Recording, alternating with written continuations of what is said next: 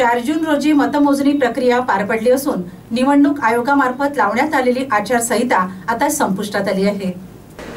लोकसभेच्या निवडणुकांसाठी भारत निवडणूक आयोगामार्फत देशभरात आदर्श आचारसंहिता लागू करण्यात आली होती। निवडणुकीची प्रक्रिया पूर्ण झाली असून आदर्श आचारसंहिता संपुष्टात आल्याचे भारत निवडणूक आयोगाने कळविले असल्याची माहिती राज्य मुख्य निवडणूक अधिकारी कार्यालयामार्फत देण्यात आली आहे।